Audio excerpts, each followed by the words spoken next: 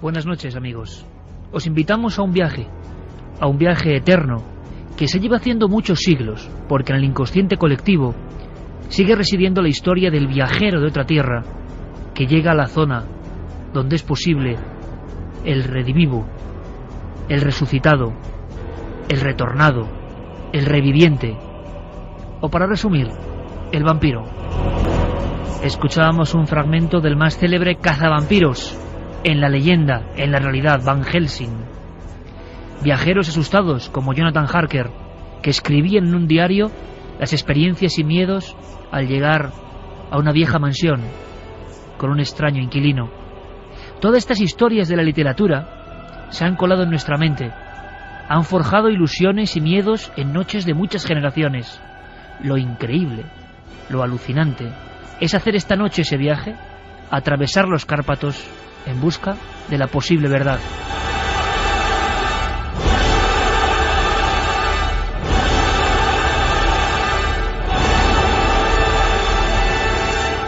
Qué extraño oficio, ¿verdad? Cazavampiros.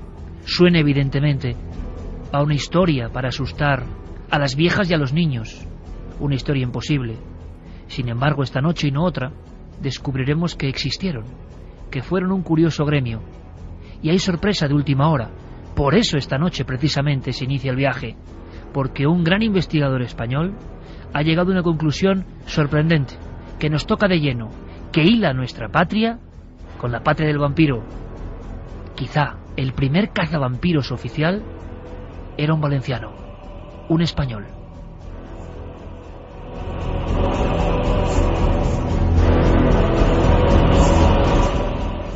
Javier Ríos, amigo, buenas noches. Buenas noches, Iker.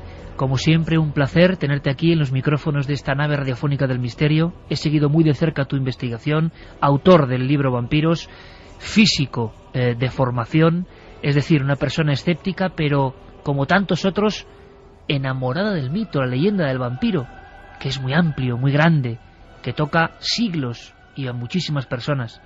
Pero tu última investigación es realmente sorprendente. Tan sorprendente que casi en titulares podría resumirse así: Javier, el primer Van Helsing, el primer cazavampiros que actuó realmente, era un español, un valenciano. Sí, bueno, al menos el primer cazavampiros oficial, por decirlo así, porque además fue comisionado por el propio gobierno de la región en la que actuó para actuar contra vampiros o contra personas que presuntamente eran vampiros en ciertas aldeas. Y bueno, pues de esos informes que tenemos de oficiales del ejército que se ocupaban de estas lides, sobre todo para dejar tranquila a la población que evidentemente entraba en un estado de pánico. Y bueno, pues descubre, de momento tengo un nombre que suena, luego iremos hablando de ello si quieres, de un famoso vampirólogo, yo creo que el más famoso vampirólogo, un benedictino que escribió un tratado sobre vampiros, Calmet, ¿no? En el que en ese tratado encontramos una serie de relatos de vampiros, sobre todo procedentes de Centro Europa, y entre ellos hay un personaje curioso, un tal conde de Cabreras, que cuenta una historia a una persona que a su vez se lo comunica a Calmet por carta. Y bueno, curiosamente, investigando este nombre, que muchos investigadores pensaban que era italiano por aquello del nombre y la proximidad de las tierras italianas, pues mira, por donde resulta que es valenciano.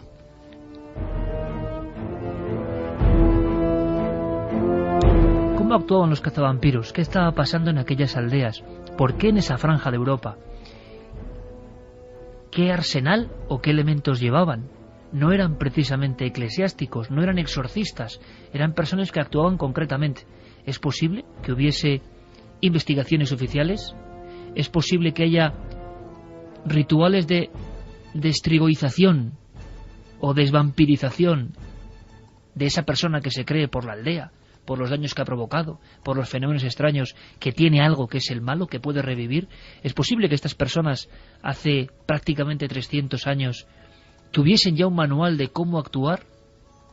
Bueno, pues yo creo que es una página de la historia tan apasionante que, como siempre, os invitamos a participar de forma activa en ella. No solo eso, después, en unos minutos, con un buen amigo desde Barcelona, trazaremos una segunda ruta de este viaje hacia los Cárpatos. Es un amigo que ha estado, podríamos llamar, en la aldea maldita. Bueno, él la llama, en un magnífico libro, Aldea Maldita.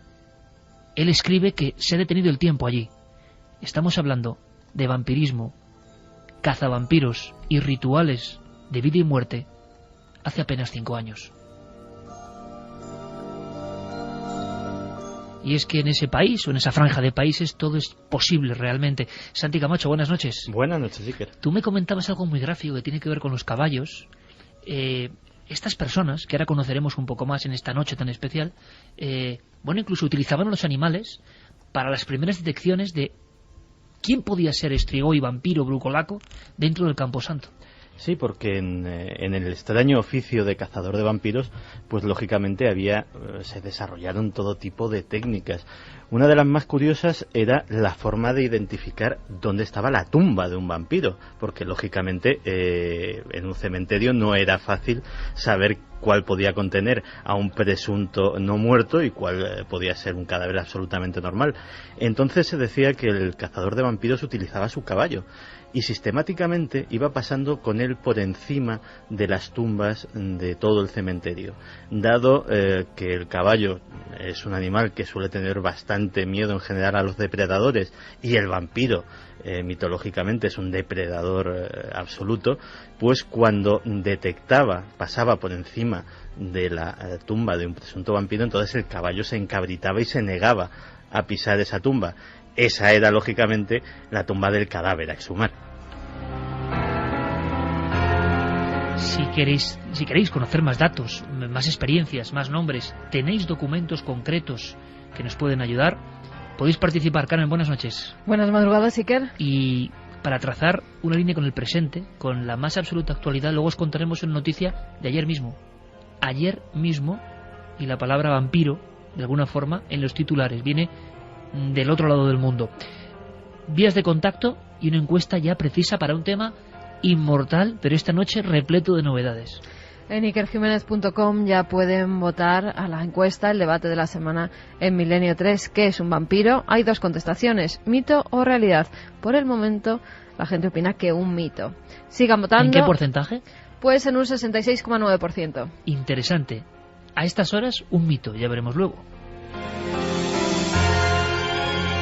Pueden seguir votando en la web de ikerjimenez.com y también nuestras vías habituales de contacto. Milenio3 con número @cadenaser.com 27699, palabra clave milenio, espacio, vuestros mensajes y también www.cadenaser.com. Además tenemos un regalo de lujo gracias a Vértice Cine que nos ha mandado 4 entradas y 4 camisetas de La otra hija, una película en la que un divorciado se va con sus hijos a una granja y ahí empieza a suceder todo tipo de fenómenos paranormales. La otra hija, 4 packs, camiseta y entrada. Y entrada. En cualquier cine de España, pueden entrar.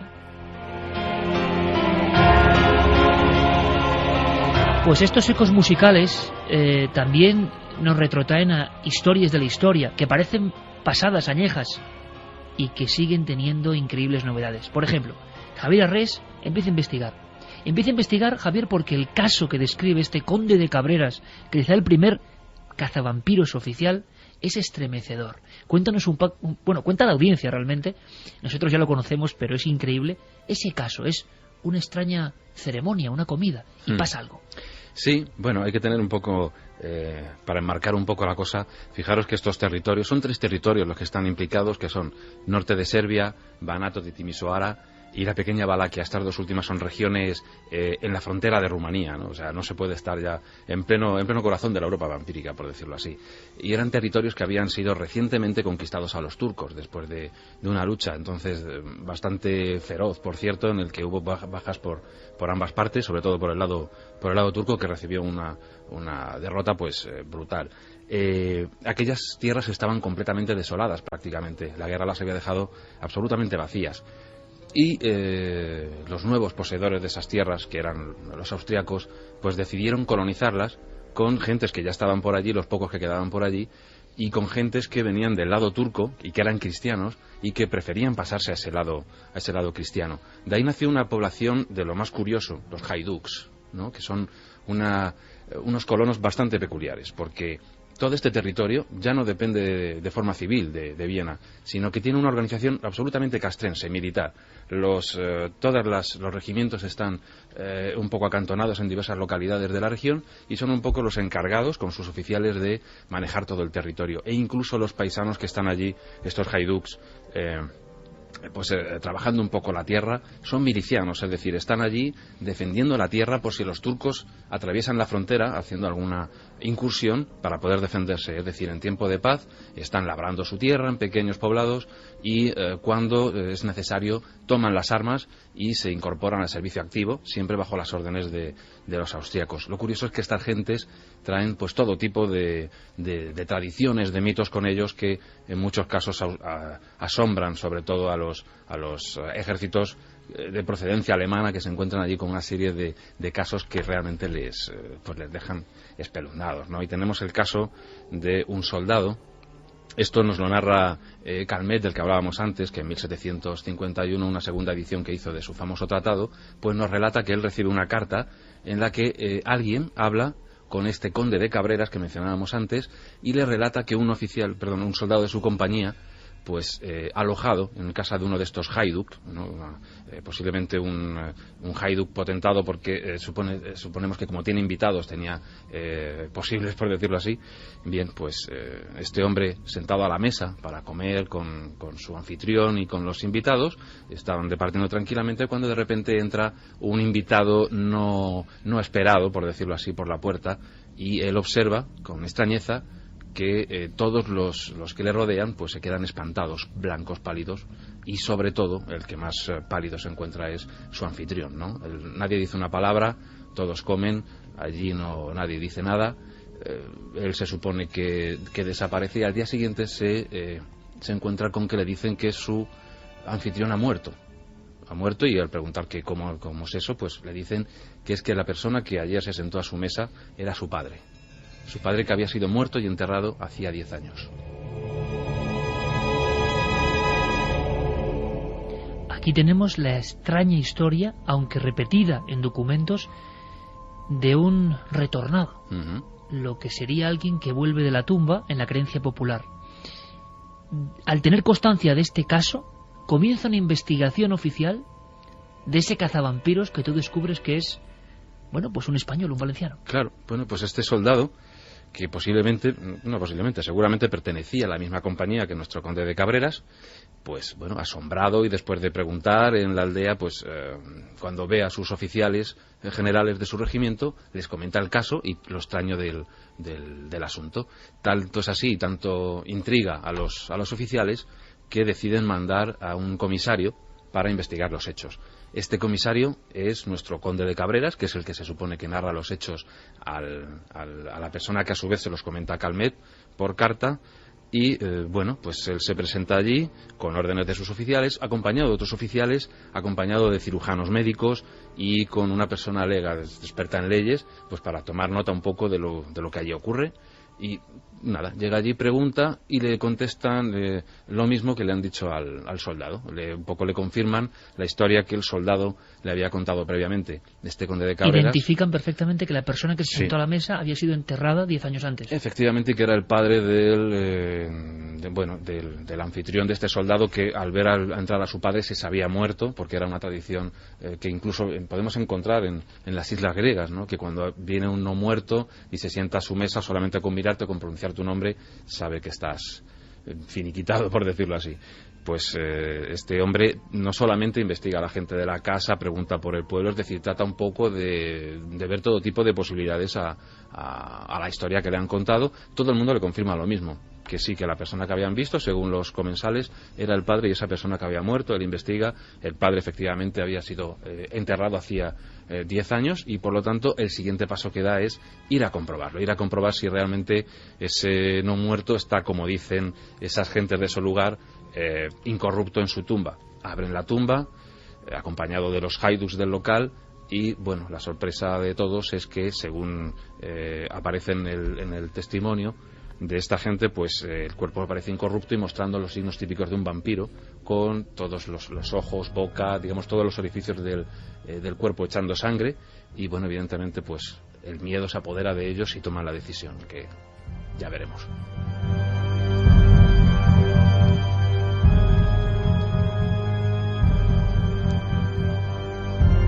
Es momento, Javier, del ritual. Exacto.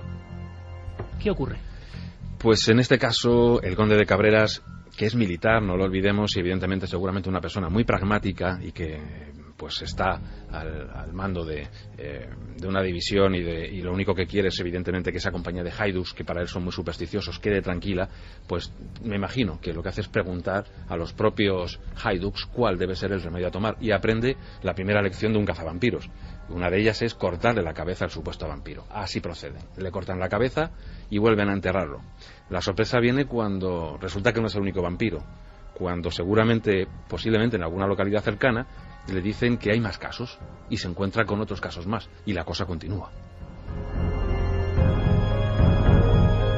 Y ahí tenemos a un personaje histórico, el conde de Cabreras, valenciano, enrolado en el mundo militar de esa Europa convulsa del Este, como investigador del mundo del vampirismo y teniendo que atajar lo que muy bien, como siempre contaba nuestro querido amigo Javier Arries, el miedo, el pánico, la sensación de que actúan sombras no solo de la mente sino físicas, personas concretas de carne y hueso están haciendo algo, y este hombre empieza también con su proceder, imagino acompañado de muchas personas, las más valerosas del pueblo, empieza a hacer cosas que hoy nos pueden parecer increíbles, pero que se ejecutaron allí. Sí, se ejecutaron y que luego serían repetidas y que forman, pues digamos que los grandes casos de la vampirología. Un ¿no? modus operandi del cazavampiros. Sí, por aquella zona hubo la verdad es que hubo auténticas epidemias de vampirismo. Es decir, los haiduks en varias localidades se quejaban de que había gente, difuntos que les perseguían y que les mermaban las poblaciones de manera alarmante. Es decir, que en pocas semanas moría mucha gente.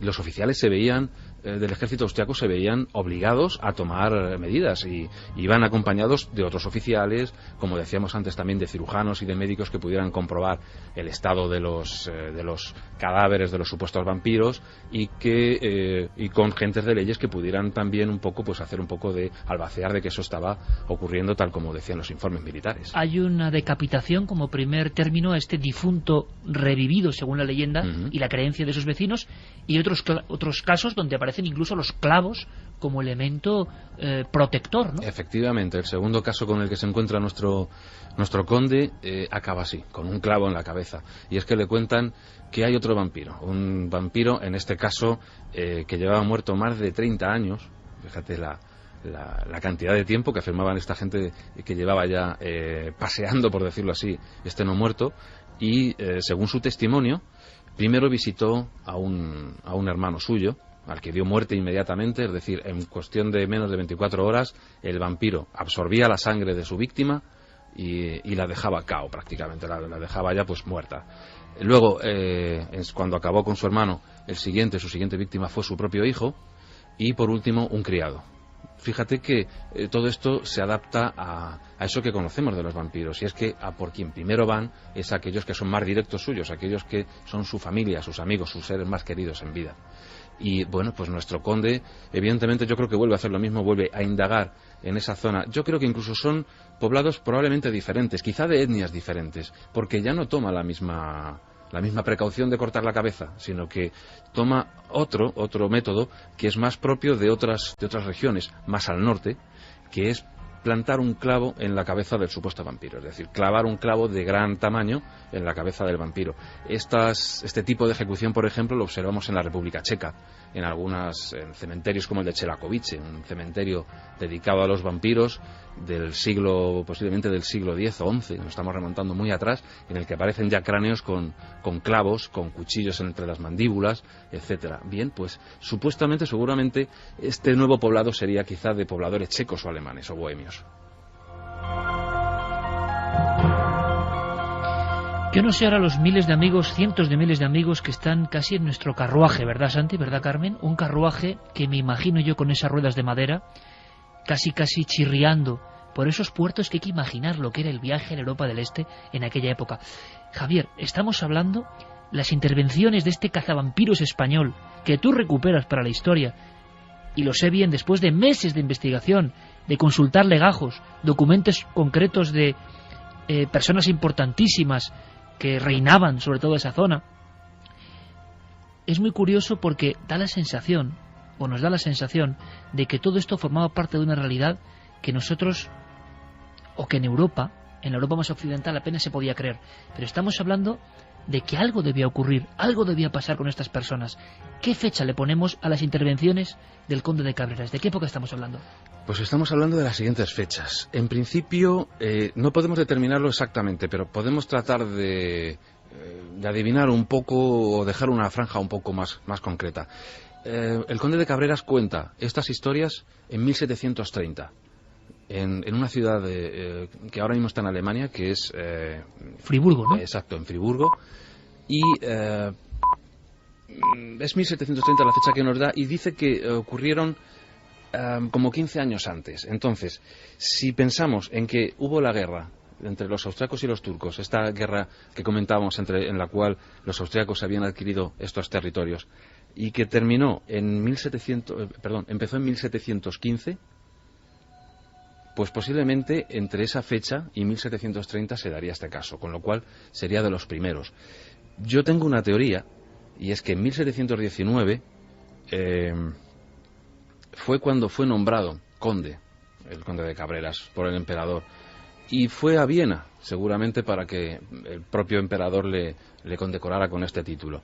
Sabemos también que cuando acabó con estos vampiros, fue a Viena a explicarle al emperador qué cosas había ocurrido. Directamente él presentó sus credenciales de cazavampiros ante el emperador. Sí. Bueno, evidentemente, como militar que había intervenido en tan extraños hechos, sus propios oficiales le dijeron: haz un informe y ve a contarlo directamente a la corte, estos extraños sucesos que ocurren en ¿Y sabes, en la frontera? Javier, en tu seguimiento con documentos diferentes de emperadores, de legajos donde se menciona este conde, yo creo que, en fin, para el mundo de la upirología, el vampirismo, esto es un giro importantísimo, o no giro, sino un detalle que a nosotros nos cala, ¿no? Porque era una persona de Valencia, regresó a España, sabemos algo de sus días, acabó harto, digamos, de ese mundo que tenía que ser terrible, y volvió a su tierra, ¿o no? Pues no lo sé, hay mucho que investigar todavía por ahí. De momento hemos dado con el nombre, la procedencia. Sabemos, por ejemplo, que era una persona de complexión fuerte, probablemente muy valerosa, probablemente también con una gran capacidad moral, muy leal, porque era capitán de granaderos, y justamente era una de las características que necesitaba un capitán de granaderos, que se les exigía, y eran observados por los oficiales de campaña para ello y escogidos para ello, eran moralmente muy fuertes, muy leales, valientes, y sobre todo gente de complexión atlética, porque tenía que correr largas marchas llevando esos sacos con granadas, pues prácticamente granadas de mano para infiltrarse en el territorio enemigo y con todo el valor del mundo echar sus bombas por ahí. Incluso tenemos, por decirlo así, nos podemos hacer una especie de cuadro más o menos físico de cómo era el conde. Juan Gil Cabrera y Perelló. Ese es su nombre. Ni más ni menos. Un hallazgo de un investigador que casi 300 años después, es bonito de la investigación, ¿no? Le resucita como si fuese un vampiro, pero un vampiro bueno, imagino, Sí. Y le devuelve o le da casi la inmortalidad, porque son muchos 300 años, y ahora sabemos más. Valenciano y cazavampiros. Pero es que hay muchas cosas que queremos combinar en este viaje en el que ya vamos todos. Estamos atravesando esas increíbles montañas donde se escribe en la piedra la historia antropológica de un pueblo. ¿Por qué en este pueblo? Aunque no solo son ellos, porque en todo el mundo está la figura de la sombra difunto, el monstruo que chupa tu energía, te mata, viene del otro lado, te puede conducir a él. Pero con la iconografía del vampiro hay algunos trabajos impresionantes. Por ejemplo, en 1926, la revista Folklore hablaba del vampiro en Rumanía. Firmaba el trabajo, el ensayo, Agnes Murgozi. Y hablaba de cosas que yo creo que produjeron un impacto tremendo. Hace unos 15 años, en la aldea de Amaraste, al norte de Dolj, murió una anciana, madre del campesino Dinu Georgita. Tras unos meses, los hijos de su hijo mayor empezaron a morir, uno tras otro, y luego los de su hijo menor. Presa del miedo, los hijos se decidieron a abrir la tumba por la noche. Cortaron a la mujer en 2 partes y volvieron a enterrarla. Pero las muertes no cesaron. Abrieron la tumba por segunda vez. ¿Y cuál no fue su sorpresa? El cuerpo estaba intacto, sin la más mínima huella de profanación. Tomaron el cadáver, lo llevaron a un bosque y lo depositaron bajo un árbol situado en un lugar apartado. Allí lo cortaron, extrajeron el corazón. De ese corazón manó sangre. Lo cortaron en 4 partes y lo quemaron a fuego junto al carbón. Juntaron las cenizas, que mezcladas con agua bebieron. Solo entonces cesaron las muertes. Revista de Antropología Folclore, 1926. Quiero que continuemos el viaje. ¿Qué dice el público radio escucha ahora mismo de todo el mundo, que imagino que está atentísimo escuchando a nuestro amigo Javier Arries? Pues mira, Ana Belén desde Cáceres nos decía que existen vampiros es algo irrefutable. No sé si exactamente como los de las novelas, pero siempre ha habido gente que vive de absorber la energía de los demás y otros incluso peores. Alberto nos comentaba valenciano y caza vampiros. Ya sé por qué está el murciélago en muchos emblemas de la comunidad valenciana. Eduardo desde La Coruña, siempre se habla de vampiros en Europa. ¿Sabéis casos en los que los vampiros hayan emigrado a África o Asia? Enhorabuena por el programa. Ahora comentaremos alguno. José Luis Ricarte, desde Buñol, en Valencia, nos decía, estimados amigos de Milenio 3, he leído en algún sitio de la tradición rumana que describe las 1000 maneras de convertirse en un vampiro. Una persona nacida con una membrana, un tercer pezón, un rabo, un pelo extra, estaba condenado a ser un vampiro. El mismo destino se aplicaba al 7º hijo de cualquier familia, si todos sus hermanos previos eran del mismo sexo, o un bebé prematuro, o alguien cuya madre hubiera cruzado un gato negro en su camino cuando estaba embarazada. Se les llamaba Strigoi. ¿Cómo está la encuesta? Vamos a ver, vamos a actualizar esa encuesta. Pueden seguir votando en ikerjimenez.com diciendo que es un vampiro. Mito o realidad. Mito, pero ya ha bajado. 59,1%. En fin, las historias, ¿no? A la 1:36, por ejemplo. Bueno, pues ahora trazamos la segunda ruta, si os parece. Nos marchamos a Barcelona, en la cadena SER en Barcelona, con nuestro técnico David López, aquí por supuesto nuestro compañero Noel Calero y Fermín Agustí también por ahí, y junto a Jorge Maján, todos ahí, Roberto Maján, Noel me ha dado mal el dato, estamos ahí perfectamente todos hilados, Noel poniéndonos unas músicas que provienen de canciones que han acompañado muchas veces en Milenio 3 incluso el tema de los vampiros, pero creo que no con tantas cosas nuevas. Pasamos del cazavampiros español a un español que se marchó a una aldea, que fue noticia, Marotino de Sus, y que él describe de verdad de una forma que pone los pelos de punta. Él habla de una aldea cerca de la comuna de Celaru, donde el tiempo se ha detenido, donde solo recibe silencio, y él tenía una misión como periodista y escritor, conocer la historia de Petre Toma. Petre Toma, en la víspera de Navidad del año 2003, había sido aniquilado como vampiro.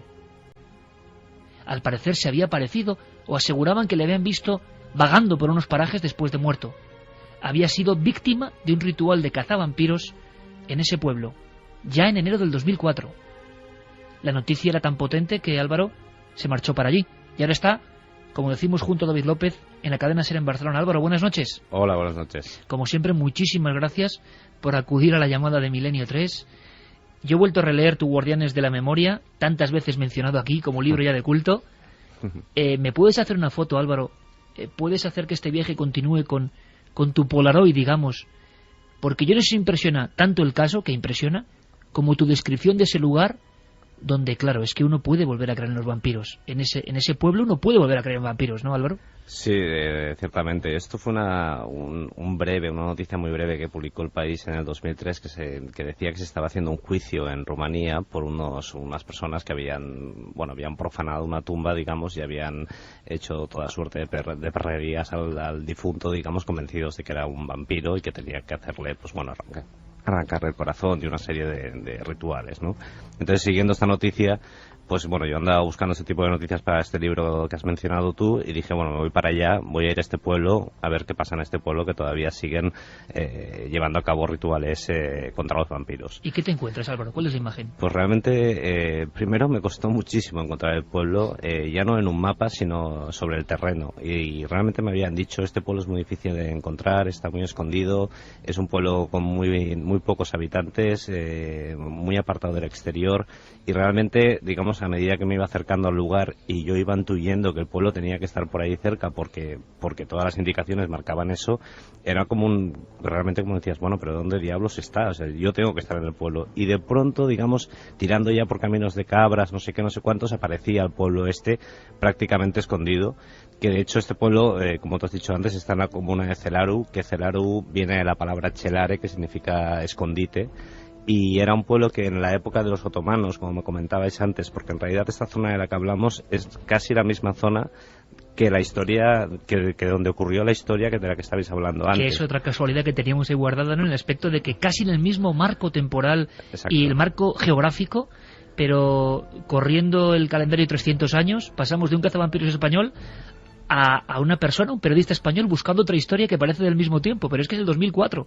Álvaro. Exacto, pero es la misma zona y realmente esta población, este pueblecito tan apartado del exterior, digamos, pues bueno, ha conservado ciertas tradiciones y entre ellas ha conservado la creencia en el vampiro, no tanto. El problema de Rumanía es que tienes 200.000 tipos de vampiros. Todas estas aldeas perdidas o todas estas regiones han conservado una tradición oral y en cada pueblo, digamos, el vampiro o el strigoi tiene sus modalidades, por así decirlo. En este caso la historia era que, bueno, ellos lo que creen es que un strigoi es una persona que cuando murió durante los rituales funerarios se cometió algún error durante el ritual y el alma del difunto quedó atrancada en el cuerpo. Es porque, decir, por ejemplo, para que todo el mundo lo entienda, es que, y tú has estado allí viéndolo, en los enterramientos en esa zona o en este pueblo, se hacen cosas como poner una cinta roja atando pies, creo, no sé si manos. Exacto. Y 4 agujas en el ataúd, por ejemplo. Exacto, ellos, por ejemplo, atan los pies del difunto con una cinta roja y durante 3 días nadie puede tocar esa cinta roja. Y de hecho, los odios vecinales, por así decirlo, hacen que alguna vez pues se haya roto alguna de estas cintas, pues porque el vecino no quiere que el alma de ese difunto vaya al cielo, pues porque lo odiaba en vida, por ejemplo, ¿no? Entonces esa cinta, una vez pasados los 3 días, se quita y ellos entienden que el muerto ya ha quedado liberado de sus pecados y a partir del 3er día, cuando se le quita la cinta, es cuando puede subir al cielo. E igualmente se entierran a los difuntos con 4 agujas de tejer en el ataúd, dentro del ataúd, una en cada esquina del ataúd, porque dicen que así los diablillos del cementerio no van a hacerle la puñeta al difunto, ¿no? Entonces tienen todo este tipo de rituales que la iglesia, son cristianos ortodoxos allí, admite, digamos, dejan que la gente lo haga, porque aunque no pertenecen al cristianismo, estos rituales, pues bueno, están tan arraigados en la población que, bueno, no afecta en nada que pongas 4 agujas dentro del féretro, ¿no? Álvaro, ¿y qué hizo Petre Toma, que muere de cáncer y tú comentas que seguramente también arrasado por el alcohol? Sí. Un hombre que muere y que alguien ve después de muerto o en sus alucinaciones, pero eso se empieza a contagiar también. Claro, es que el strigoi en Rumanía es lo que digo, es un alma que se ha quedado atrancada en un cuerpo y no puede subir al cielo, y entonces lo que hace el muerto para avisar a sus familiares de que está atrancado en el cuerpo es ir a verlos por las noches y causarle todo tipo de enfermedades. Antes también habéis comentado que los vampiros los primeros que atacan es a sus familiares, pues esto es lo mismo. El muerto se levanta de la tumba para ir a sus familiares y causarles enfermedades, pero no por hacerles daño, sino para advertirles de que está atrapado en el cuerpo y necesita que hagan una serie de rituales para liberarlo. Y esos rituales, algunos de ellos, hay varias modalidades, uno de ellos es el clásico de clavarle, en este caso es una aguja en el corazón, que luego con los años se ha ido mudando en lo de la estaca, ¿no? Entonces lo que ocurrió con Petre Toma es que su nuera, 4 días después de que este hombre hubiera muerto, empezó a encontrarse mal y empezó a tener pesadillas en las que veía a Petre Toma, ¿no?, al anciano que había muerto. Y la nuera empezó a decir por el pueblo que eso era porque el anciano se había convertido en un vampiro. Entonces, de tanto repetirlo, digamos, en el pueblo, empezaron a pensar que quizás tuviera razón y decidieron ir 6 hombres decidieron ir al cementerio a abrir el ataúd y hacer la serie de rituales que era necesario hacer. Pero había un detalle interesantísimo, Álvaro. Primero, tú describes fenomenalmente el miedo, que es que nos estamos imaginando ahora a los 6 campesinos, sí, con sus azadas, sus hachas, sus estacas, yendo a ese camposanto en Marotinu do Sus, en plena noche, hace 6 años tan solo, y abren la tumba y también parece que hay sorpresa, por lo menos eso declaran, ¿no? Bueno, ellos hay que tener en cuenta que el ritual solo puede ser hecho por la noche. Entonces ellos van por la noche al cementerio, abren el ataúd y lo que ellos dicen es que se encuentran que el difunto había sido enterrado con los brazos sobre el pecho, la típica señal de la cruz con los brazos encima del pecho, y que el difunto tenía los brazos a los lados. Luego dicen que tenía los zapatos enfangados, que tenía la boca llena de sangre y que tenía un ojo abierto. Entonces, bueno, al abrir el féretro y ver esto, al menos a la luz de la luna y a la luz de las linternas, de lo que llevaran y con toda la sugestión que llevaban, pues se asustan y se van corriendo a sus casas todos y no hacen el ritual que tienen que hacer. O sea, el ritual es abortado por la visión de la tumba de Petretoma y, según parece, Álvaro, incluso algunos de ellos estuvieron rezando oraciones toda la noche, otros acurrucados, y las propias mujeres que habían encargado también ese ritual les obligaron a regresar de nuevo, creo que el día 9 de enero del 2004. Exacto, un par de días después las mujeres diciendo, bueno, nuestros maridos no se han atrevido a matar al vampiro, pues tenemos que animarles. Entonces les dieron, que estas son las partes un poco grotescas del asunto, pero les dieron una botella de aguardiente a cada uno de ellos, y cuando se lo hubieron bebido les dijeron, vale, pues ahora os vais todos al cementerio y acabáis con el vampiro, porque esto no puede ser, el vampiro no puede estar libre por ahí. Entonces lo que hicieron ellos es irse al cementerio, ya bebidos y por tanto con más coraje, cogieron al difunto, le clavaron una horquilla en el pecho y le arrancaron el corazón, que es lo que, según su tradición, lo que hay que hacer. Se llevaron el corazón a un cruce de caminos. En el cruce de caminos hicieron una fogata con carbón, quemaron el corazón, las cenizas las esparcieron en un cuenco de agua y le dieron a beber del cuenco de agua a todos los familiares del difunto. Estamos hablando del 2005. Estamos reproduciendo, Santi, Javier, le dejamos un poco de pausa a Álvaro, con esta fenomenal crónica, que a mí por lo menos me pone la carne de gallina, porque ya no es entrar, incluso en la pregunta que nosotros siempre lanzamos, ¿no existen los vampiros? Esto sí que existe, es que esto es una verdad como un templo que ha pasado. Luego cada uno que interprete con sus claves antropológicas, sociológicas, pero esa gente creía en lo que estaba haciendo, y como bien dice Álvaro Colomer, era el 2004, enero, es que es ayer. Y es curioso, Santi y Javier, se repite el ritual que acabamos de leer de la revista que reproduce también Álvaro, Folclore, año 26. Cruce de caminos y beber la ceniza. ¿Qué clave hay ahí? ¿Por qué? Pues la medicina del propio veneno. El propio veneno se supone que es el que cura la enfermedad. Por ejemplo, en algunos casos de los que ocurrían en el siglo XVIII, algunos de los vampiros se suponía que se habían restregado con sangre de un vampiro que les había atacado antes. Uno de los casos, por ejemplo, típicos es el de una mujer en una de estas aldeas que comentaba que cuando era joven y estaba en el lado turco, pues se había embadurnado después de haber sido atacada por un vampiro con la sangre del vampiro. Otro de los casos dice que comió tierra del vampiro. Y fíjate que incluso en los Estados Unidos, en pleno siglo, ya prácticamente en pleno siglo XIX, todavía había en algunos sitios, se consumía las cenizas de los corazones de aquellos que habían muerto pensando que eran vampiros para tratar de librar de la enfermedad a aquellos familiares que mostraban los mismos síntomas, que generalmente eran pues tuberculosis. Es que las enfermedades son muy importantes, hay que tener en cuenta que nosotros en la iconografía que tenemos del vampiro siempre nos imaginamos lo mismo, las dos marcas en el cuello, etcétera, etcétera, pero los indicios pueden ser muy diversos cuando entras en el terreno. Fíjate que una de las cazas de vampiros más multitudinaria y probablemente de las últimas bien registradas que hay, que fue en la isla de Lastovo, en el Adriático, que se montó una realmente importante, con todo el pueblo montando patrullas ciudadanas de caza de vampiros. Algún inocente cayó por medio y bueno, la histeria todo se desató por una epidemia de diarrea que en aquella época causaba una deshidratación absoluta y provocaba la muerte.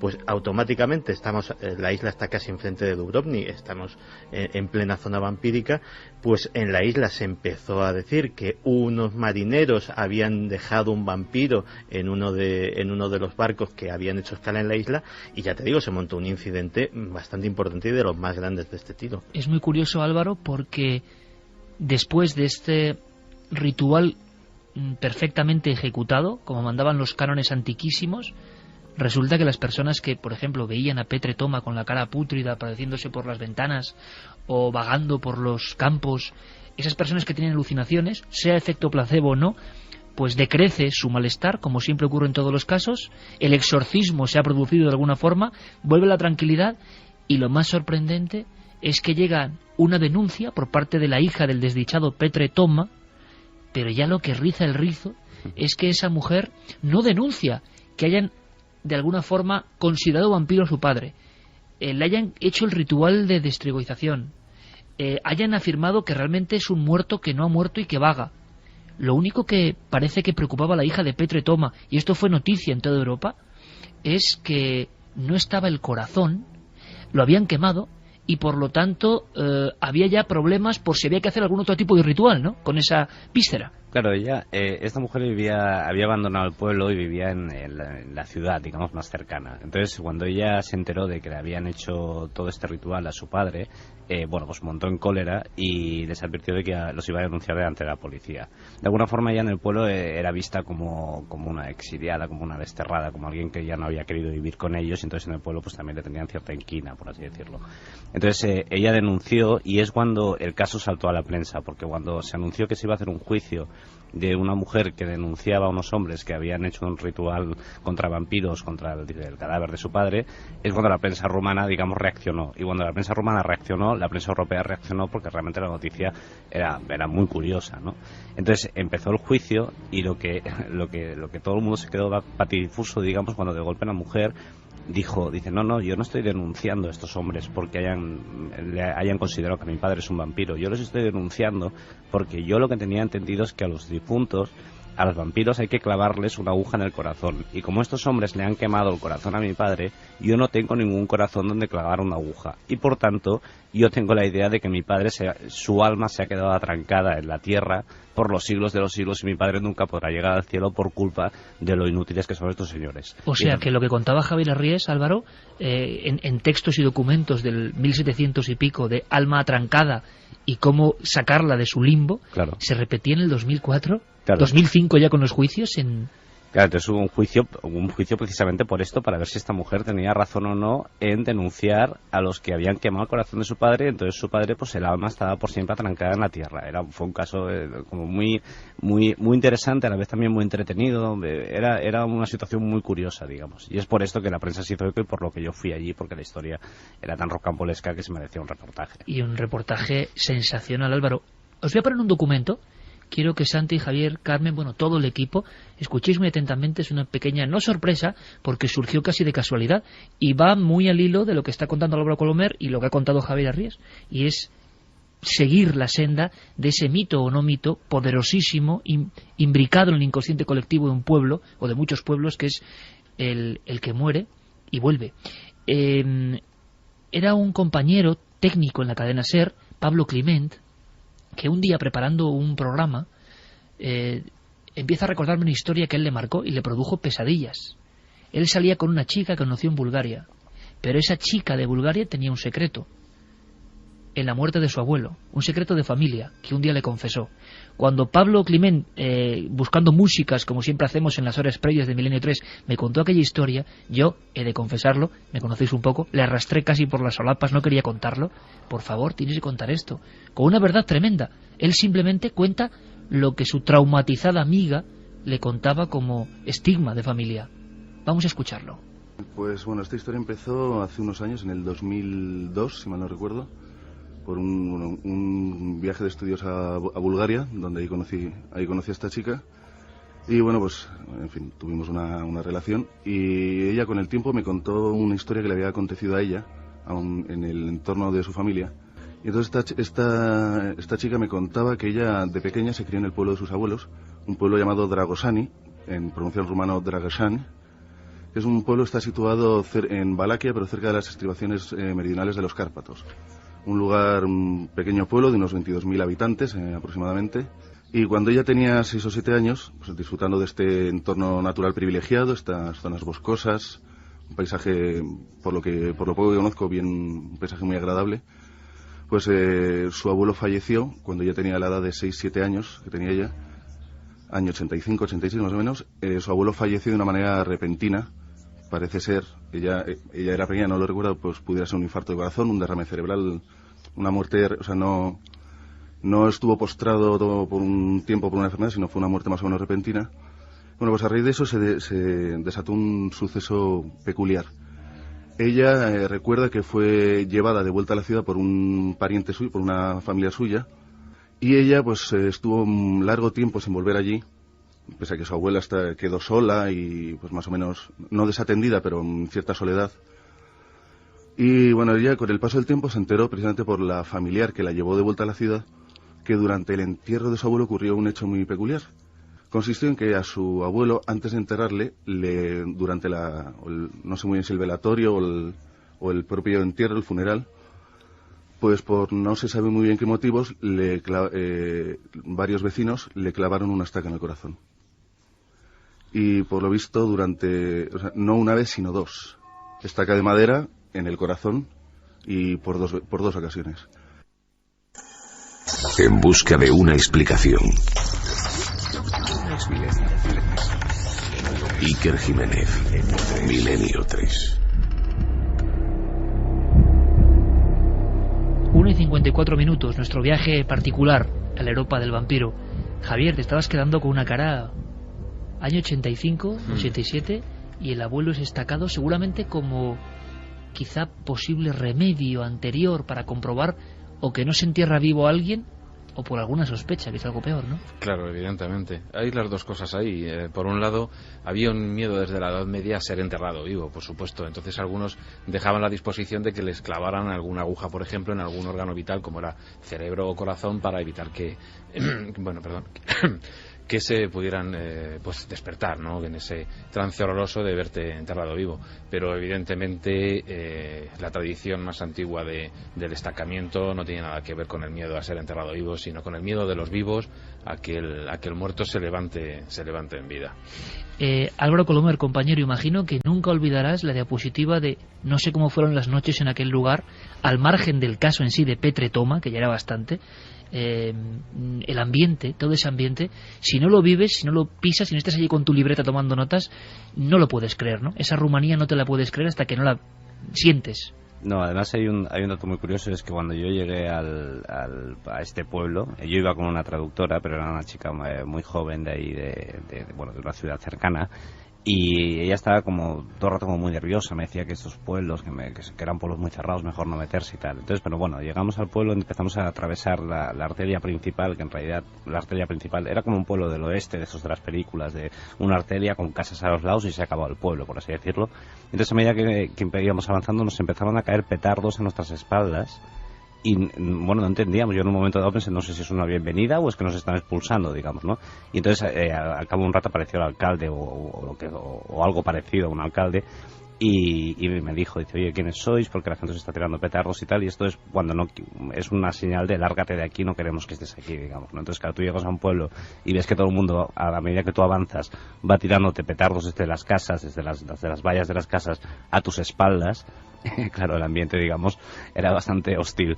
Y luego, el nuevo Jonathan Harker llegando allí del otro mundo, ¿no? Exacto. A hacer una transacción, en este caso periodística. Claro, encima vas a explicar, vas a hablar del tema del Strigoi. Vas a tocar el tabú, ¿no? Claro, vas a tocar el tabú y bueno, digamos, me costó bastante al final. Ya llegó un momento, pues bueno, ya les caí en gracia y ya pues me ayudaron y no hubo problema. Pero los primeros días, las primeras horas, sobre todo, llegar a aquel lugar perdido del mundo y que todo el mundo se te ponga hostil tirándote petardos, digamos, pues la verdad es que lo pasé bastante mal. Una cosa más, Álvaro, ¿y cómo era el Camposanto?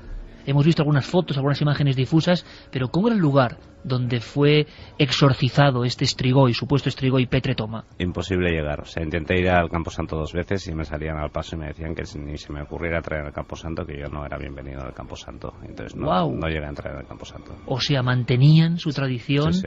Lejana de extranjeros. Sí. Vaya historia. Es Álvaro Colomer, yo creo que una firma de reconocido prestigio en el mundo literario, en el mundo periodístico, pero que de vez en cuando disfrutamos de él en temas como Chernóbil o esta investigación absolutamente increíble y tantas otras que espero que continúen y que siempre tendrán, si él lo desea, altavoz aquí en nuestros programas. Un fortísimo abrazo, compañero. A vosotros y gracias otra vez. Cerrando el paso, Santi, al Camposanto, ¿eh? Vaya escena. Es que estamos hablando de que los vampiros, ya veremos si son mito o no, como dice nuestra encuesta, pero el cazador de vampiros no lo es. Estamos hablando de zonas donde eso había gente que era preparada desde niña y que tenía que tener unos condicionantes. Una tradición muy bonita era que tenían que ser sabatianos, tenían que haber nacido en sábado, y entonces cuando un niño sabatiano nacía se procuraba darle unas gotas de sangre de una oveja matada por un lobo, de tal manera que eso era como un sacramento que le investía al futuro niño como futuro cazador de vampiros. Bueno, como el tema es tan apasionante, yo creo que vamos a cortar un trocito de la segunda hora que viene con otra historia increíble, un lugar del que se está hablando ahora mismo, el Valle de los Caídos. Nosotros no vamos a hacer lo que todo el mundo hace, me imagino, que es meterse en temas de políticas y demás, que por fortuna este programa está libre de ese otro vampirismo que es el de la política. Vampiro terrible.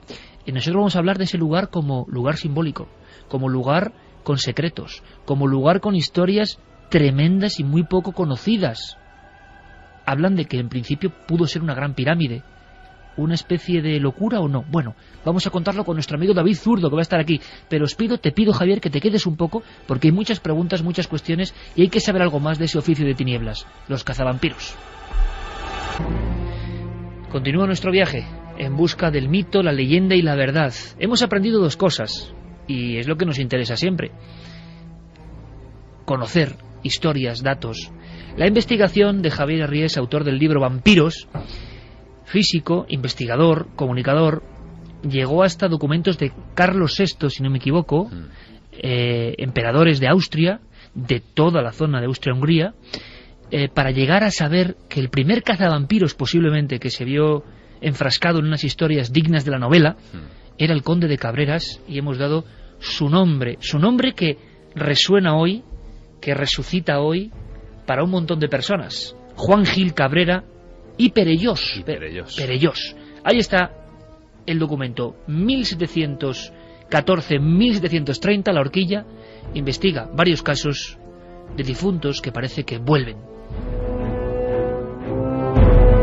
Con Álvaro Colomer viajábamos a Marotinu de Sus, una aldea perdida, maldita, donde no dejaban actuar al extranjero, donde no le dejaron pasar al Camposanto, donde todo era silencio, junto a la comuna de Celaru, que significa escondrijo.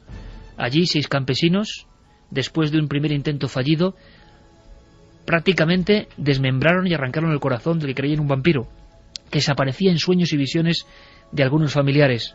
Petre Toma, año 2004, víspera de Navidad.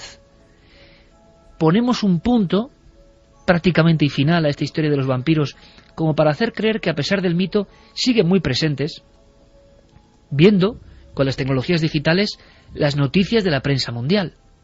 Y nos vamos al 15 de octubre de este año, no de 1730, de este año. Nos vamos hasta Arizona, donde una pareja de un chico de 24 años y una chica de 21 pues tenían a una persona indigente, una persona sin hogar, que durante unos días lo dejaron vivir en su domicilio. A cambio, ¿qué pedían? Beber su sangre.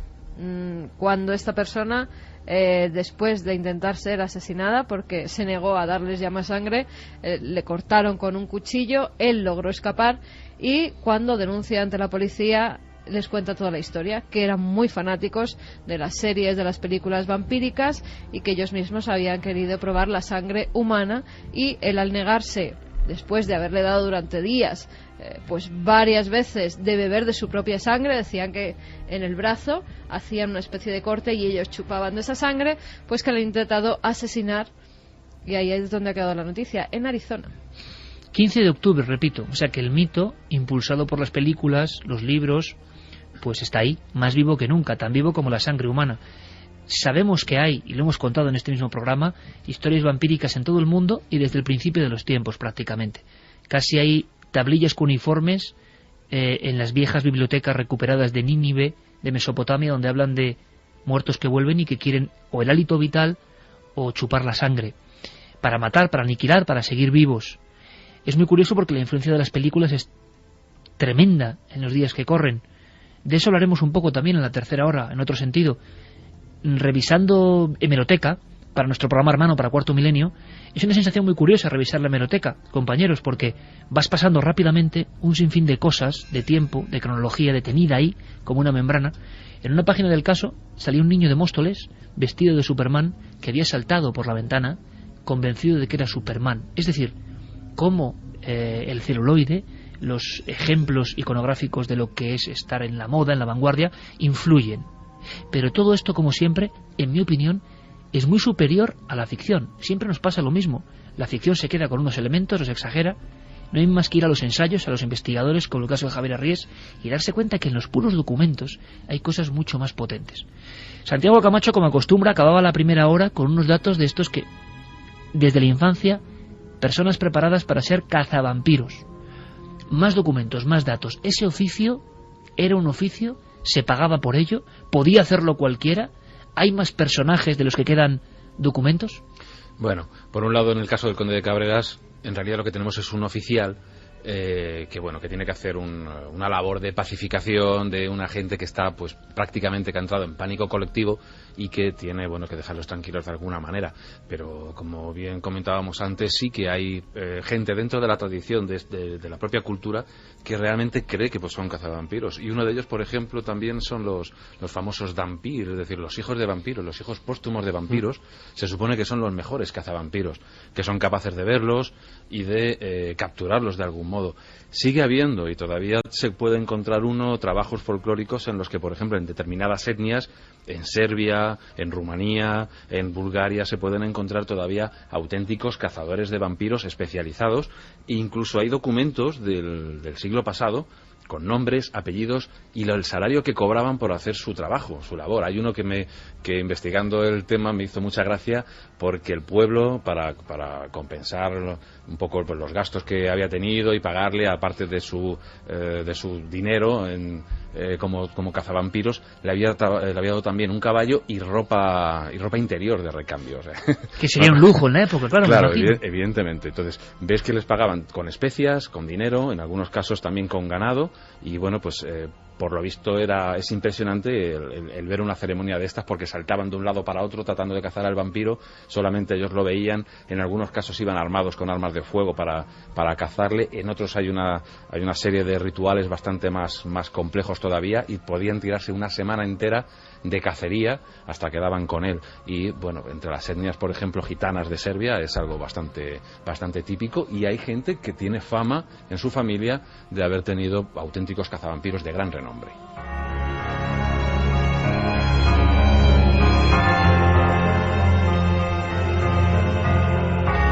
Nuestro viejo carromato, lleno de leyendas, de historias, de imágenes, de fotografía, empieza a descender los puertos de los Cárpatos, casi tocando el cielo, siempre con el suelo embarrado con esa lluvia fina, con cruces a veces de piedra, marcando muertes dramáticas o marcando la leyenda de que aquí se apareció un vampiro. Porque también imaginamos, o nos han hecho creer, casi en un maletín, casi en unos utensilios esenciales que aparecen en todas las películas de terror, en todos los museos de cera del mundo, en todas las pesadillas, como decíamos al principio de unas cuantas generaciones. ¿Cuánto habrá de verdad? El conde de Cabreras decapita y utiliza un clavo que atraviesa la sien. ¿Sabemos algo más de otros elementos? Pues fíjate que hace relativamente poco, en el célebre sitio de subastas eBay, se intentó vender y se vendió un auténtico maletín de cazavampiros.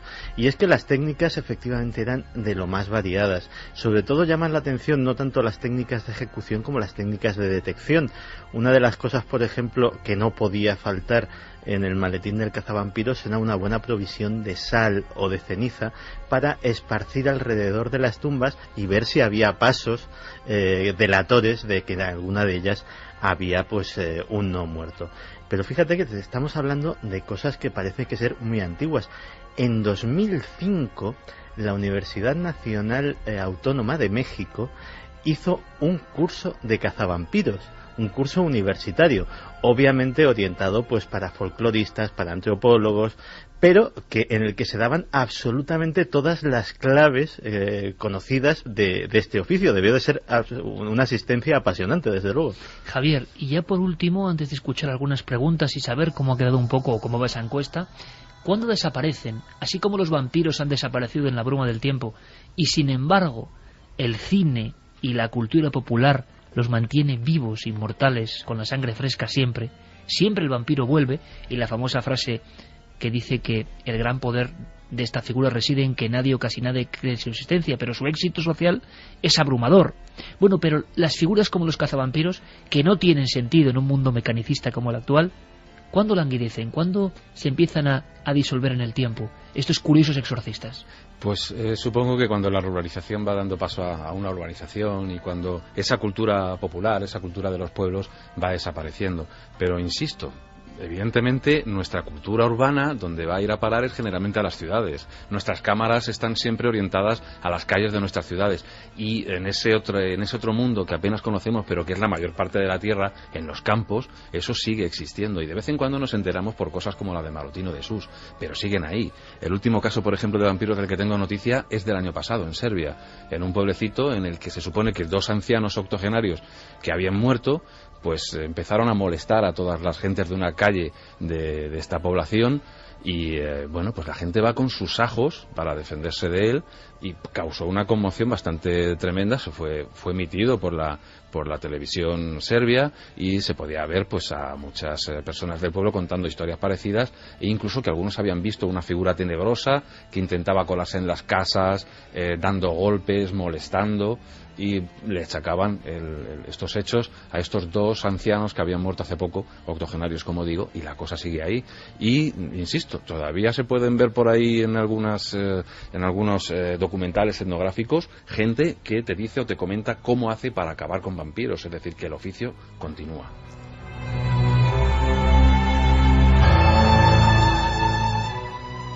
La encuesta en ikerjimenez.com, debate de la semana en Milenio 3, ¿qué es un vampiro, un mito o una realidad? Pues va ganando el mito, 59,1% frente al 40,9% que opina que es una realidad. Demasiado repartido, en mi opinión. Yo pensé que iba a ser un 80-20, por lo menos, no, en los días que corren. Estamos casi en una balanza casi equilibrada. Preguntas de los oyentes. Vamos con preguntas. Fanny nos decía, en Asia también hay vampiros, aunque son más bien fantasmas vampiros. Los Lek de Indonesia son fantasmas a los que les gusta beber sangre de los fetos de las embarazadas. Patricia nos decía, hola, cada país tiene su forma de describir a los vampiros. Según he leído en un libro, por ejemplo, en China se describe una persona con los ojos rojos y el pelo rosa o verde.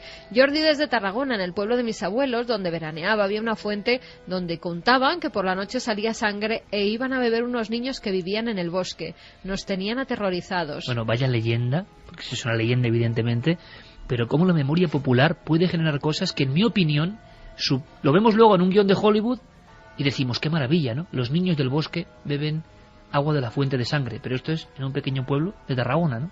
Jordi nos escribe desde Tarragona, a ver si nos puede escribir diciéndonos qué pueblecito es ese. Sprom decía, los auténticos cazadores de vampiros todavía existen en la República Checa, se llaman Krusnik y permanecen como sociedad secreta. María Gómez, buenas noches, he estado en Rumanía en el año 1993, es decir, en tiempos modernos para el país, ya ha muerto Ceausescu, y aunque no, como se ve en las películas o la literatura, el vampirismo, sin las parafernalias de ajos y espejos, está presente sobre todo en las regiones interiores, donde los lugareños son muy cuidadosos en los rituales mortuorios. Por cierto, como curiosidad añadir que Vlad Tepes es allí un personaje tan venerado como aquí odiado. Para ellos el interés es más bien histórico, más que mitológico, como lo es para nosotros, por ejemplo, el Cito Pelayo. Un saludo de un oyente de hace años. Vamos a hacer una cosa. Yo creo que podemos poner un punto final, aunque con los vampiros yo creo que no existe el punto final, que seguirán, incluso cuando ya no estemos nosotros, se seguirá hablando de estos casos y seguirán siendo lo que siempre han querido ser, inmortales. Pero yo me quedo con 2 detalles.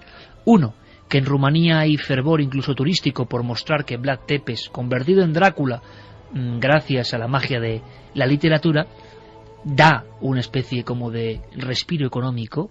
Todas las personas del mundo, o una gran parte, tienen eso desde niños, esa curiosidad, quieren ver Rumanía o conocen Rumanía, seguro que si la asocian, la primera palabra es vampiro.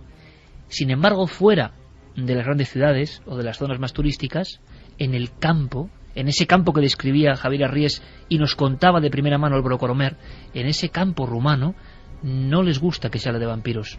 El mito sigue siendo algo muy propio, que no se puede jugar con él. Y me quedo con otro detalle, esa dicotomía clarísima y sobre todo algo que a mí me impresiona. El valenciano Juan Gil Cabrera y Perellós, cuando, por lo menos según su testimonio, pasado Agustín Calmet, abren el ataúd de ese hombre considerado vampiro, estaba incorrupto y con la boca con sangre. Cuando en el año 2004 esos 6 campesinos, avanzando en la noche, van a hacer el exorcismo al Estrigoi o Brucolaco Petre Toma, se haría la luz de la luna, la noche o la sugestión, pero aseguraron cosas que periodísticamente no dejan de ser interesantes. Tenía un ojo abierto, la boca llena de sangre, los brazos colocados de diferente forma y los pies llenos de barro. Y a las 2:22, que es una hora también como muy capicúe, muy vampírica, decimos adiós a nuestro querido amigo y excelente cronista Javier Arries, con el que queremos contar muchas historias seguro en esta nave del misterio. Muchísimas gracias, amigo, por tu trabajo. Creo que es al César lo que es del César, todo un hallazgo para todos los que aman, que son muchos, el mundo del vampirismo, descubrir que un primer Van Helsing fue español. Gracias. Muchas gracias a vosotros. Y nosotros en apenas unos segundos nos marchamos a un lugar, hay que decirlo, de actualidad pero también sombrío. ¿Quieres conocer la respuesta? Milenio 3 en la SER. Se incorporan nuevos amigos a esta noche de investigación. 2:23. Vamos a repetir desde contacto, Carmen, porque hoy tenemos un pack especial. Camiseta y entrada de cine. Camiseta y entrada de cine de la otra hija, gracias a Vértice Cine, que nos ha enviado pues esos obsequios para que vayan a ver una película que ya me están diciendo por internet que es muy buena, con Kevin Costner. Un divorciado que va a una granja, empieza a suceder todo tipo de fenómenos paranormales y bueno, que da bastante miedo, Iker. Vías de contacto: 27699, palabra clave Milenio, espacio de vuestros mensajes, milenio3 con número @cadenaser.com y www.cadenaser.com para que dejéis vuestros mensajes segundo a segundo, que ya hasta tienen charlas y opinan sobre lo que van oyendo en el programa. Bueno, pues ahora vamos a charlar sobre un lugar que ha sido actualidad. Tenemos un documento, una voz, que es la elección de un sitio. Francisco Franco, se fija en un sitio como siglos antes se fijó, por ejemplo, y no muy lejos, Felipe II. Hablaban de la boca del infierno, el Escorial, y dijo aquí. Y se habló de alquimistas, de seguidores, de las más o menos mancias esotéricas, para elegir el lugar exacto donde instaurar el Escorial. Siglos después, Franco erigió un punto para una construcción siempre polémica y que ahora ha sido actualidad, pero que tiene sus secretos, muchísimos secretos. Un día figuróse que había dado con lo que precisaba. Por fin, el risco de la Nava, a 3 kilómetros de El Escorial, le pareció apropiado en todos los órdenes. Hermosura del sitio, magnitud, aspecto imponente y bravío, que recoge el ánimo a la meditación, mas no le afemina, cercanía de Madrid y fácil acceso. El Valle de los Caídos es actualidad y noticia, lo ha sido esta semana, mucha polémica, mucha disputa. ¿Por qué? Pues porque, según ha publicado la revista Interview, entre el 6 y el 9 de septiembre se han abierto una serie de tumbas, incluso delante de los familiares de 9 republicanos que al parecer estaban enterrados en una de las criptas de la Basílica del Valle de los Caídos. El gobierno, por su parte, dice que no es así, que lo que se está viendo es en qué estado se encuentran esas criptas, esas tumbas, para intentar recuperar algunos de esos cadáveres, pero que no se han tocado en ningún momento los restos óseos de los cuerpos. Ahí viene la polémica. Gente que opina que se está profanando tumbas en el Valle de los Caídos, y por otra parte el gobierno que se defiende diciendo que lo que se va a hacer es una restauración en esas fosas. Datos concretos. Vamos a dar algunos datos, algunos números. Hombre, todo el mundo imagino que conoce el lugar, aunque yo también creo que hay muchas personas que nunca han estado allí. Elementos para hacernos una foto mental ahora mismo. Pues es construido entre 1940 y 1958 en el paraje del Valle de Cuelgamuros. Se levanta según un proyecto de Pedro Muguruza y Diego Méndez. Es decorado, entre otros, con monumentales esculturas por Juan de Ábalos. Unos 20.000 presos republicanos, según algunas fuentes, construyeron la abadía, diciendo que allí se iban a enterrar tanto republicanos como nacionales que habían perdido la vida durante la Guerra Civil. El conjunto pertenece al Patrimonio Nacional desde 1957, año en que empieza a ser visitado por el público. Francisco Franco ordena su construcción, está enterrado allí, junto a José Antonio Primo de Rivera. También hay dispuestas en 8 capillas, una de ellas es la que se ha abierto ahora, restos de otras, según calculan, 33.872 personas. Hay algunos que dan datos exactos, otros hablan de 40.000 o más. Todos lucharon en la Guerra Civil Española. Sobre la basílica hay una cruz que se alza de 150 metros de alto, una de las cruces más grandes del mundo, que se puede ver incluso a 40 kilómetros de distancia. En la explanada se encuentra la entrada a una cripta, que tiene 262 metros, se excavan 200.000 metros cúbicos, y fíjate, decían que en la época se dio hasta una cifra que era lo que había costado, 1.000 millones. De la época. De la época. El nodo, hablado de la inauguración de este lugar, siempre se ha acompañado del término faraónico, y quizá tenga mucho más que ver con el sentido profundo de este Valle de los Caídos, que vamos a recorrer con otros ojos, los ojos de la investigación, y aunque parezca mentira, del misterio. Levantada como gratitud al Altísimo para recoger los restos de quienes dieron su vida por la patria, se alza la gran basílica de la Santa Cruz del Valle de los Caídos. Su Excelencia el Jefe del Estado, en unión de su esposa, abandona el templo inaugurado en el 20º aniversario de la victoria y en el que se ha celebrado un solemne funeral. Bueno, pues el nodo, ¿no? También sintonía de un tiempo, evidentemente.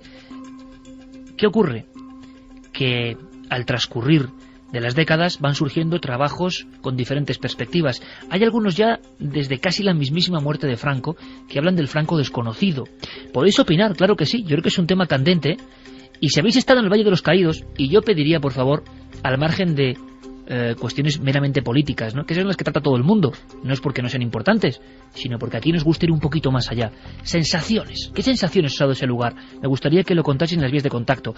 Pero como digo, desde el principio, desde que muere Franco, hay libros que hablan, por ejemplo, por qué Franco no fue masón, es uno de los clásicos, y luego van surgiendo otros trabajos como Franco Top Secret también, de Leste y Pedrero, y uno que tengo en las manos, La vida secreta de Franco, que apareció hace ya unos cuantos años, prácticamente un lustro. Lo escribían Ángel Gutiérrez y David Zurdo, El rostro oculto del dictador, y claro, muchos elementos de magia, mediumidad, esoterismo, masonería, y también las claves ocultas, podríamos decir, de esta faraónica construcción. Pues nuestro carromato, que ha pasado por Valaquia, Transilvania, la zona de los Cárpatos, se convierte en una nave que planea por esa cruz gigantesca que nos contaba Carmen, esa inmensa cruz. Hay muchos secretos debajo de esa cruz, ¿verdad? David Zurdo, buenas noches, amigo. ¿Qué tal? Buenas noches. Claro que hay muchos secretos, sí. Una alegría tenerte aquí, David, por cierto. Pues muchísimas gracias, por supuesto, yo encantado. David Zurdo, uno de los escritores reconocidos del mundo, no solo del misterio, bueno, sí, de todo lo que significa el misterio, de la investigación. Nos ha legado historias maravillosas. Recomiendo encarecidamente, también lo hace nuestro compañero Javier Sierra, al que mandamos un abrazo, su novela 97 segundos, ahí lo dejo. Pero bueno, un libro diferente, un libro duro, un libro con Franco en la portada, Vida secreta. Empezamos el viaje. Yo no soy subterráneo, David, porque hay elementos que nos tienen que llamar la atención. Por ejemplo, tú pones en tu libro, en vuestro libro, no solo cosas interiores que la gente yo creo que no conoce, sino que esto iba a ser, por ejemplo, una pirámide, una gigantesca pirámide, en vez de la construcción que hoy todos hemos visto y visitado. Bueno, en realidad fue un proyecto que no tuvo directamente influencia de Franco. Lo realizaron 3 personas, 3 falangistas que estaban en Madrid durante la Guerra Civil, y que después le plantearon a Franco para llevarlo a cabo. Porque Franco, eso sí, tenía, nada más empezar la Guerra Civil, ya tenía la intención de crear un monumento a los caídos. Cosa bastante curiosa, parece que lo tenía previsto desde antes de que hubiese los propios caídos, ¿no? Eso sí, antes habéis comentado que en el Valle de los Caídos hay muertos republicanos, restos de muertos republicanos y también nacionalistas, pero la idea de Franco era que solamente fuesen de su bando. Fue el general Moscardó, el famoso defensor del Alcázar de Toledo, el que le convenció de que también hubiese republicanos, porque ya digo, la idea de Franco original no era desde luego que los hubiera. Bueno, pues esa pirámide se diseñó quizá no para estar en el lugar actual donde está el Valle de los Caídos, en el Esterisco de la Nava, pero Franco realmente, por lo visto, nunca llegó a aceptar demasiado ese proyecto. Sin embargo, el Valle de los Caídos auténtico, el que está donde está actualmente, tampoco tenía una cruz en origen como símbolo supremo y colocado justo encima de la cripta, sino que lo que se pretendía era dejar solamente la forma piramidal de ese cerro que está, que está horadado para llegar a la basílica, y en la parte frontal, en lugar de simplemente una explanada enorme como hay ahora de 4 campos de fútbol, colocar un lago en forma de cruz, que también con todos los elementos que recuerdan un poco a lo egipcio, a lo herreriano, también en cierta medida. Bueno, pues todo esto, la verdad es que nos da una idea de que toda esa mezcla de simbología, desde luego, está ahí presente, igual que lo está también en el Escorial, o en la cuestión curiosa.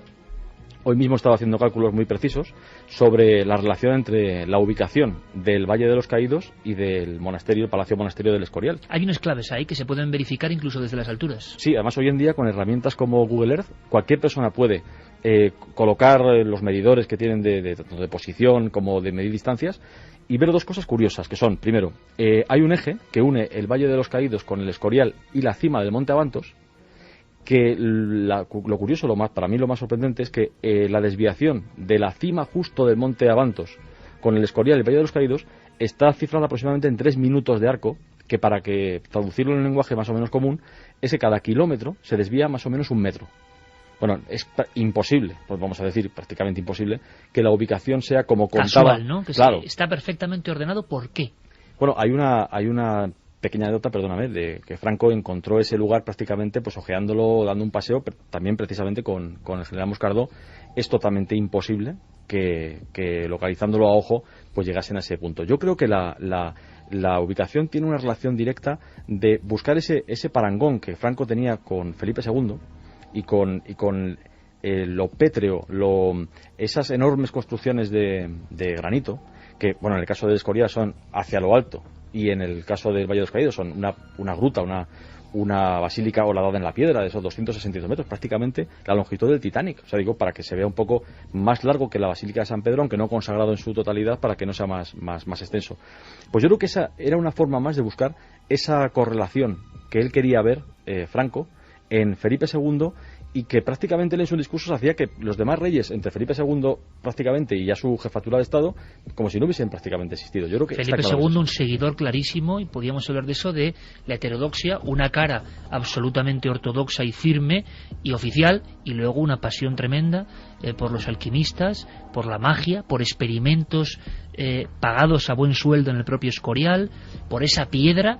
Y hablando de piedras, y hablando de Felipe II, resulta que Felipe II, y aquí hemos hablado de él, tuvo un ayudante, relojero, entre comillas, oficial, que algunos hablan de que era el auténtico Leonardo español, Juanelo Turriano.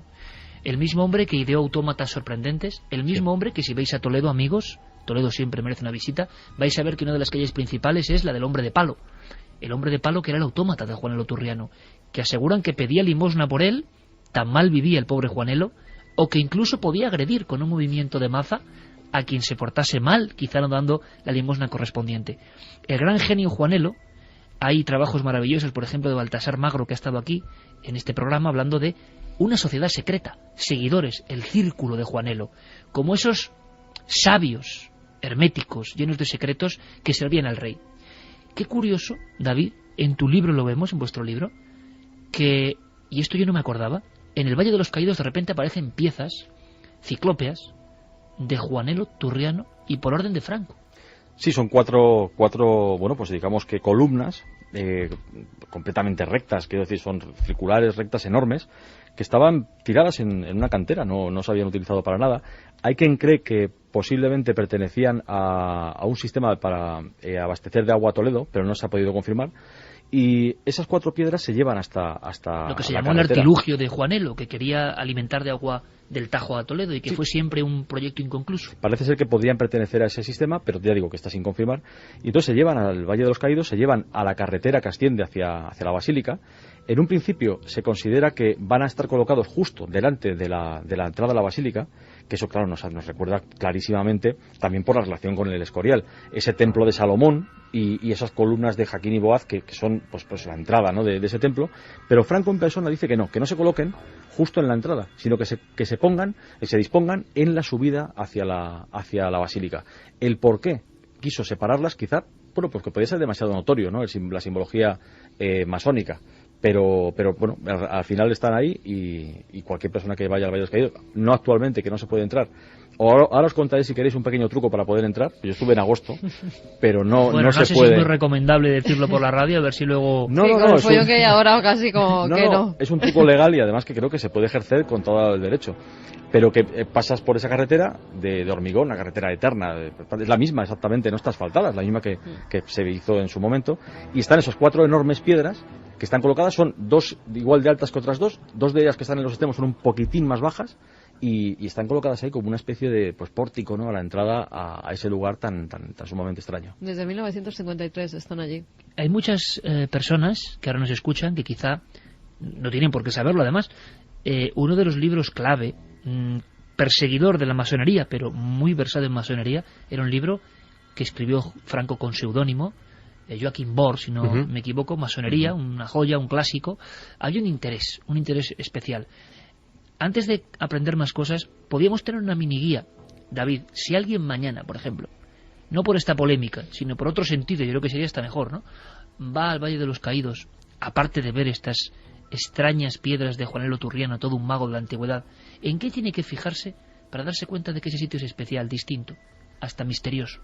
Bueno, yo creo que solamente el poder entrar en la basílica y ver cómo está construida, cómo está iluminada, cómo penetra la roca, el momento en que se llega al altar mayor, que es bueno, toda la zona es circular, el altar es circular, tiene dividida unos escalones que suben, que tienen, bueno, pues por supuesto una simbología, 4 escalones, 3 escalones, lo físico y lo divino, y sobre todo yo creo que esa cruz de enebro, muy poco labrada, que emula el árbol de la ciencia, el árbol de la ciencia del jardín del Edén, incluso también de la Jerusalén celestial después de la Apocalipsis de San Juan, que de hecho los tapices que también cuando se está entrando en la basílica son tapices con motivos del Apocalipsis. Yo creo que solamente ver esa penetración en la roca y esos elementos tan oscuros, tan terroríficos, creo que dan una idea de que ahí, desde luego, lo que no había es precisamente afán de luz, sino todo lo contrario, de ocultar y quizá de buscar esa protección de los muertos, mítica un poco, ¿no?, que parece que desde las culturas antiguas siempre se ha hecho. Muchos amigos ya nos escriben hablando de esa sensación de oscuridad, de densidad, de esas figuras encapuchadas. ¿Qué se buscaba, Santi? ¿De dónde viene eso? Pues la verdad es que llaman poderosamente la atención, porque según vas entrando, te vas encontrando unas figuras encapuchadas, no se les puede ver el rostro, no se les puede ver los ojos, y realmente no son ángeles, no son santos, son manes, son espíritus protectores de guerreros caídos. Realmente hay una intencionalidad pagana, pero justo cuando llegas a donde está esa cruz de enebro, hay una figura que es impresionante. Son 4 las estatuas de ángeles. Sí, son los 4 arcángeles, pero uno de ellos es un poco raro. Efectivamente. Ese es Azrael, el ángel exterminador, como la sociedad secreta de la que hablábamos la semana pasada. Pone los pelos de punta el nombre, De hecho, no es una figura cristiana, es una figura más del Antiguo Testamento. Es el ángel que llevaba las almas a presencia de Dios Padre para ser juzgadas en la tradición hebrea. Pues esa estatua es la única que no muestra el rostro. Y me acuerdo que hace unos años, precisamente para un reportaje de Cuarto Milenio, estuve con David allí. Y hablando, no vamos a decir con quién, pero con una persona que trabaja por allí, me comentó un pequeño secreto y me dijo, no te lo vas a creer, pero bueno, como trabajas en estas cosas, yo te lo digo, algunas noches la estatua de Azrael canta. ¿A qué se refería exactamente, Santi? ¿Que había sonidos en esa zona? Que había una melodía que parecía un canto salido de una voz humana que emanaba cuando hacían la ronda nocturna y emanaba de la zona donde estaba precisamente la estatua de Azrael, a la que parece ser que buena parte del personal le tiene especial respeto, eso teniendo en cuenta que toda la imaginería que hay allí es bastante impresionante. Es muy impresionante. Y cuando una persona entra allí, aunque no tenga ni idea de arte, me refiero por ejemplo a niños que enseguida conectan con la sensación de un sitio, yo he visto, ¿verdad?, niños como que se sobrecogen. Es un lugar que suena casi a algunas de esas simbologías tan poderosas, tan guerreras y al mismo tiempo tan misteriosas y tan del ultramundo de algunas construcciones nazis. Totalmente, Iker, por supuesto que sí. De hecho, no solamente eso, es que ya hubo un proyecto incluso muy parecido al de Albert Speer, el arquitecto de Hilder, para hacer también un Madrid prácticamente faraónico completo, que iba a llegar desde más o menos donde está el Puente de los Franceses hasta el Escorial, y un proyecto que culminaría en el año 2000 si se hubiese emprendido. ¿Qué era ese proyecto? El proyecto de Nuevo Madrid. Un Nuevo Madrid, igual que también el Nuevo Berlín o Germania, ¿no? El de Albert Speer. ¿Cómo iba a ser? Dibújalo un poco, David. Sí, pues iba a ser primero un Arco del Triunfo muchísimo más grande y mucho más pintoresco, por cierto, que el que actualmente hay en la entrada a Moncloa, y después simplemente la construcción de nuevos palacios, de nuevas dependencias estatales, y también la creación o la extensión de la ciudad de Madrid hacia esa región, que terminaría precisamente en ese monumento a los caídos, ese monumento nacional a los caídos, que es el que actualmente conocemos, que sí se llegó a construir. O sea que tiene que fijarse el público que vaya allí, con esos ojos del misterio y de la investigación, tiene que fijarse igual en cosas que pasan desapercibidas. Es como si hacemos aquí, claro, una visita al Escorial. No nos vamos a fijar en lo que precisamente pone en el folleto, sino en lo que no cuenta el folleto habitualmente y que puede ser clave. Piedra, sensación de densidad pétrea muy parecida a la del Escorial, juegos de luces y sombras. Esas figuras, esos elementos generan una especie de ambiente especial. Yo no sé si ha quedado por escrito o se sabe por qué exactamente eso así y qué se pretendía generar. Lo que sabemos es que en todas las criptas del arte, desde las maravillosas, por ejemplo, de Lérida, del ábside de San Clemente, Santa María de Taúl, se sabía que la luz escasa era para postrarse ante el poder de Dios, sentirse uno muy pequeño y sobrecogido. De otra forma no es posible. Más elementos para el buscador del misterio en este lugar. Un elemento que no es interno, sino que es externo. Otra cosa también curiosa, que también se puede medir con herramientas como Google Earth, es que el monasterio del Escorial, volviendo siempre a esa referencia con el Escorial, teóricamente se iba a construir para que las cuatro esquinas del monasterio estuviesen orientadas hacia los 4 puntos cardinales. Bueno, es algo parece lógico. Pero se dio un giro de 16 grados, que tampoco se sabe muy bien por qué justamente 16 grados, pero que hace que no esté orientado perfectamente pues según esa dirección norte-sur o este-oeste. El Valle de los Caídos, la parte trasera, la de la basílica, no, la de la que da a la hospedería y al convento benedictino, tiene también una inclinación de 16 grados. Curiosamente la misma que tiene el Escorial. Y claro, 16 grados uno puede pensar que puede significar, pero si utilizamos la numerología, a la que por supuesto Felipe II y sus cabalistas, astrólogos, etcétera, estaban muy versadas en ella, el 6 más el 1 suma 7. Nosotros podemos decir que 16 grados es el 22avo de la circunferencia completa de 360 grados. Y ese 22 dividido por 7 no deja de ser el número pi, que tiene relación por supuesto con el círculo, y que igual que la basílica de Valle de los Caídos es también circular, es más profana, más pagana que religiosa o que cristiana. Bueno, pues ese círculo, ese sentido del número pi, también da un poco la sensación esa de la unión con lo divino y con lo perpetuo, lo eterno, lo que no termina, como el círculo. Son elementos que muchos amigos pueden decir, bueno, qué complicados, que parece ser que la arquitectura que sigue unos parámetros o códigos que nos parecen increíbles y que luego grandes ciudades del mundo, Santi, se han manejado, algunas ciudades tan famosas como Washington y otras, se han manejado por parámetros como se comenta David Zude, que luego los investigadores a los que no creían lo han demostrado matemáticamente, y estaba ahí unas proporciones mágicas que los diseñadores conocían perfectamente, pero yo no sé si con el caso del Valle de los Caídos tampoco lo contaron, tampoco se hizo público todo esto. Y es cierto, todos tenemos en la mente por lo reciente pues el caso del Washington oculto que nos ha descrito en su novela tan magníficamente Dan Brown. Hay un Londres oculto, hay cosas por ejemplo como la aguja de Cleopatra, un obelisco egipcio que está justo al lado del Támesis, que no están colocadas donde están ni en referencia a otros monumentos porque sí, y hay una serie de relaciones que se podrían explicar y que sería ahora mismo muy prolijo. Es decir, no estamos hablando de un fenómeno aislado ni de una elucubración rara, estamos hablando de una constante, porque básicamente esto sucede además, pasaba en el Berlín que tenía proyectado Albert Speer, pasaba en el Valle de los Caídos, pasa en los fundadores de los Estados Unidos y pasa en el Londres victoriano, sobre todo en aquellos momentos históricos en los que alguien quiere crear un imperio que dure para siempre. Y parece que esos mismos rituales se van calcando. Están haciendo una nación poderosa, que en el caso de Estados Unidos estamos en pleno momento victoriano, en el caso de Londres, en que prácticamente el dominio británico se extiende por todo el planeta, y estamos hablando de dos sociedades de corte fascista, en el caso de Alemania y en el caso de la España de Franco, que pretendían un empuje nuevo nacionalista e imperial, que pretendían asegurarse de esa forma, ¿no? Pueden pensar algunos amigos como que Franco tenía esa conexión. Felipe II se ha descubierto y se han hecho muchos tratados, pero Franco también. Vamos a dar algunos datos. ¿Qué opina nuestro público? ¿Ha estado en ese lugar? ¿Qué sensaciones tiene? ¿Qué piensa?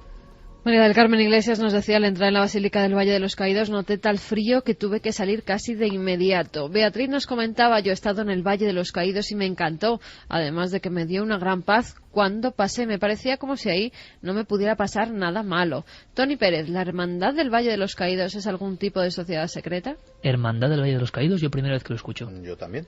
Bueno, David también. Si no lo saben Santi ni David, Javier, que todavía sigue por aquí, tampoco, ¿verdad? Pues yo creo que es difícil que ellos no lo sepan, desde luego. A lo mejor en alguna novela aparezca algún día. Creo que el Escorial, el Valle de los Caídos y su palacio hacen una línea recta geográfica perfecta. Sí, si utilizamos, te digo, la cumbre del Montabantos, porque claro, necesitamos 3 puntos para buscar una colinealidad, porque si no 2 puntos obviamente se pueden unir siempre, claro. Jaime desde Alicante: el Valle de los Caídos me produjo sensación de ser un lugar de poder tremendo, aturde, se respira una triste tranquilidad. Billy Bob, ¿perteneció Franco a la misma sociedad secreta a la que pertenecía Hitler? Seguimos con algunos mensajes más y ahora comentamos, si queréis en titulares, las claves del Franco esotérico. Daniel desde San Francisco: los ángeles encapuchados que hay en la cueva dan muy mal rollo. El lugar en sí desprende malas vibraciones. ¿Qué mensajes tan distintos de uno a otro, ¿eh? Lugar de paz, de maravilloso, y lugar de malas vibraciones para otros. Javi Martínez: estuve en el Valle de los Caídos y me sentí muy mal. La sensación era de frialdad e incomodidad. Chus nos comentaba: hola equipo, gracias por estar en nuestras vidas todos los fines de semana. El Escorial es un lugar de poder igual que la ermita de San Bartolomé, el cañón del río Lobos y por supuesto el Escorial. Nos pueden seguir dando opiniones, Iker, en las vías de contacto milenio3 con número @cadenaser.com, www.cadenaser.com, y también 27699, palabra clave milenio, espacio y vuestros mensajes, que sorteamos 4 entradas y 4 camisetas de la película La otra hija. Vida secreta de Franco, rostro oculto del dictador, Franco Top Secret, libros que hablan de ese otro lado muy poco conocido. David, Santi, ¿podéis dar a nuestros amigos una serie de claves, de códigos? Porque esto sobre todo se publicó hace un lustro, hubo mucho interés, como todo en los temas del misterio va y viene, y yo creo que para entender lo que pasa en el Valle de los Caídos y para enraizar algunos códigos, es bueno saber que Franco tenía también otra cara, ¿no? Franco, por ejemplo, ese Franco protegido por fuerzas superiores que creían en Marruecos, cuando estuvo destacado allí, que esa baraca, que llaman ellos, estrella, vamos a llamarlo, esa protección que él la tenía, que Franco quiso ser masón, es algo que está confirmado, que intentó ser masón, cosa que además en su momento no era tan extraña como después él mismo, por culpa precisamente de Franco, hay una imagen de la masonería distorsionada seguramente hoy en día, en España al menos, pero él lo quiso serlo, y en una logia que además era de militares. Su propio hermano dicen que fue uno de los que intentaron evitar que entrase en eso, que era un hombre en absoluto religioso, pero que por su matrimonio con Carmen Polo y por cuestión política posterior, pues se acopló a ello y al final acabó yendo bajo palio, pero que era un hombre poco religioso. Un elemento que es muy interesante y que sorprende y que mucha gente no lo conoce. Yo hago un poco aquí de eso de la baraca, que en los países, sobre todo en el norte de África, es estar con ángel, estar bendecido respecto, por ejemplo, a las balas del enemigo. Parece que muchos amigos se lo tomaban a guasa y que luego, como ocurría a Hitler, dijeron, algo tiene que pasar con este hombrecillo, que así aparece en algunos informes, por cómo se salva de las balas. Cuentan libros de importantísimos historiadores que Franco, como conocedor incluso de esa baraca, que yo creo que es mi responsabilidad, hacía algunas acciones arriesgadas personalmente, convencido de que no le iban a dar. Bueno, sí, bueno, hay un caso muy famoso que es justamente antes de estallar la guerra civil, envía a la República unos agentes a Canarias para asesinar a Franco. Lo tienen en el punto de mira, lo pueden matar, y de repente uno de ellos, pues no, el que tenía que disparar, no dispara. Y después esta persona pues decía que en ese momento sintió como la necesidad de no matarle, pero es que lo podía haber matado sin ningún problema y además autorizado por el gobierno en aquel momento. Es que además la estancia de Franco en África marca mucho su vida. Ten en cuenta que todos los africanistas estaban muy en contacto con la sociedad marroquí de la época, en la que la magia era algo cotidiano y en la que prácticamente podían ver y palpar a diario los resultados de esa magia. Es célebre las consultas que hacía a Mérsida, aquella bruja medio marroquí, medio europea. Franco consultaba con esta vidente. Sí, y de hecho, en aquel reportaje incluso conseguimos algún testimonio de la época, ¿no? Y incluso el símbolo máximo de su reinado, por decirlo de alguna manera, el Víctor, ese anagrama, viene de allí.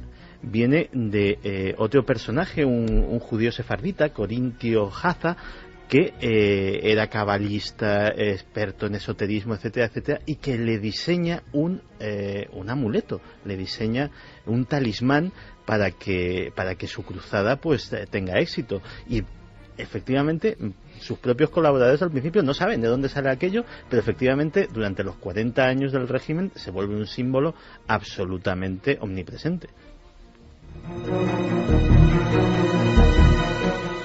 Podríamos concluir, por lo tanto, con que Franco, que manejó con mano de hierro los designios de España durante casi 40 años, creía, aunque de forma oficial no se hacía público, en toda una serie de elementos mágicos. No en vano hay que pensar que su propia mujer es la que encarga la primera investigación oficial de las caras de Belmez, por ejemplo, y no hay que olvidar que él mismo pasó horas y horas trabajando en un libro para atacar, pero conocer, y parecía que conocía muy bien, la masonería, y un libro que se convirtió en pequeño bestseller de su tiempo. Estos elementos están ahí, estos elementos demuestran que hay una vida secreta, una vida oculta. Se habla de subterráneos, de pasadizos, quizá leyenda, David o no, de zonas muy poco conocidas del propio Valle de los Caídos, donde puede haber más secretos. ¿Parte de leyenda o no? No, bueno, es que de hecho muy poca gente sabe, ya sin hablar de leyenda como tal, que la basílica, justamente donde está la zona de los bancos donde la gente escucha misa, debajo hay unas tapas. Yo he estado allí, digamos allí mismo, debajo, y hay una instrumentación científica con medidores, por ejemplo, de inclinación, de gravedad terrestre, de marea terrestre, instrumentación incluso extranjera, no solamente española, y que es curioso porque registran, por ejemplo, en el entierro de Franco, en el 75, se produjo un movimiento de toda la montaña por la cantidad enorme de gente que estaba allí, que quedó registrado como el mayor que se ha movido, porque es que es la zona más estable de toda España, posiblemente de Europa, donde se hacen los que se controlan los gravímetros de toda Europa, en la zona precisamente de Valle de los Caídos. Precisamente, has dicho, porque también es curioso, otro elemento más, ¿no? Por eso, pero claro que hay túneles, claro que hay lugares extraños. Bueno, la verdad es que es un complejo tan enorme y tan opresivo, tan sumamente extraño, con tantos números muy concretos y extraños que están siempre asociados a cosas. Por ejemplo, los 22 metros de altura justamente del túnel. ¿Por qué esos 22 metros? Antes hablábamos también del número 22, ¿no? Con el 22 séptimos en la antigüedad, pues el número pi. Bueno, pues todo esto desde luego que hace que haya muchísimos elementos. Quizá, yo no sé si Franco creía en ellos o los utilizó un poco como Hitler también en su beneficio, para siempre estar atento a todo el mundo, ¿no? Al que era más creyente, pues le daba lo que quería, a los que eran requetés, pues lo que querían, o sea. Yo creo que al final, porque Franco él mismo incluso reconocía que no era, en una frase que es célebre de él, decía que el movimiento suyo no era ni de derechas, ni de izquierdas, ni de centro. Que es un poco como decir, bueno, ¿qué quieres decir entonces, no? Porque bueno, él unificó hábilmente todos los símbolos todo en su favor, que estaban bastante enfrentados entre sí. Vamos a acabar con esos mensajes y me gusta mucho que hayamos salido de las arenas políticas tan convencionales, ¿no? Tan evidentes para muchos. Hay otra forma de ver estos lugares y yo estoy seguro que después de lo que han contado nuestros amigos va a haber marea de personas que en vez de preocuparse tanto de las tumbas y demás, que está muy bien, irán a ver a ese ángel exterminador y la sensación que tienen. Y eso siempre irán a ver está cuando muy bien. Les dejen, ¿eh? Bueno, cuando les dejen, claro. Porque ahora está cerrado, ¿no? Sí, bueno, puede ir el público. Dejémoslo ahí, porque si no, David, luego... No, es legal completamente, ¿eh? Todos los días a las 11 de la mañana se celebra una misa. Y a esa misa se puede acudir, solamente hay que decir que uno va a la misa. La Guardia Civil te avisa que si te pillan fuera de la misa te multan. O sea, que es curioso, ¿eh? Que parece el mundo al revés un poco. Pero se puede entrar y además encima no hay que pagar entrada porque uno va a un oficio religioso. Ya pensaba que, conociendo a mi equipo, me iban a empezar a decir cosas de levanta la valla, tira el no sé qué, porque lo conozco. Y en fin, oye, pero David... Siempre vamos con permisos, David, ¿eh? bueno, ya. Si no, ya nos hubiéramos metido en algún lío. En fin. Tony Pérez nos dice: la Hermandad del Valle de los Caídos es una asociación de carácter civil que acepta la primacía de los valores espirituales y el sentido cristiano de la vida. Manolito desde Huelva: no es la Hermandad del Valle de los Caídos, es Amigos del Valle de los Caídos. No es lo mismo ser amigo que hermano. Bueno, pero es que ya cuando ponen palabra hermandad, ya todo el mundo se queda, ¿no? Como que da un poco miedo. Yo estuve hace 2 años y me sentía agobiada, triste, pero reconozco que impresiona y que es digno de conocer.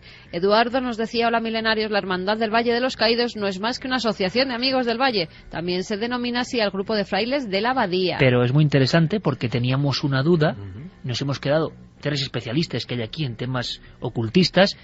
Hermandad del Valle de los Caídos, suena también a novela, no lo conocíamos, hemos sido sinceros, porque es muy típico en otros ambientes que alguien diga, sí, esto lo conozco, pero son los oyentes los que de inmediato nos salen con la respuesta. Javier Almenar desde Valencia: el Valle de los Caídos es, junto con el Monasterio del Escorial, una de las primeras maravillas del mundo, y si estuviera iluminado como la Torre Eiffel, 20.000 bombillas, 352 proyectores de 1.000 vatios cada uno y 4 reflectores de neón de 6.000 vatios cada uno que giran, sería sin duda la primera maravilla del mundo. Como que no nos vendemos muy bien. Hombre, un amigo, no nos vendemos muy bien, pero primera maravilla del mundo. Un amigo que había recorrido... Hay que tener en cuenta que es una sepultura, también vamos a... Y arquitectónicamente hablando no tiene ningún valor, cualquier arquitecto lo puede decir. Está al lado del Escorial, por ejemplo, claro, ¿no? Claro. Que decía que un amigo suyo que había recorrido muchos países, que era posiblemente la construcción más grandiosa del siglo XX. Bueno, pues es un misterio, incluso la propia frase del amigo. Pues sí, vamos a ver si nos llegan más mensajes. Nos preguntan también sobre los objetos sagrados, si se han buscado, claro, si se han buscado en el Valle de los Caídos. ¿Pero objetos sagrados de qué tipo? Que buscaban los nazis.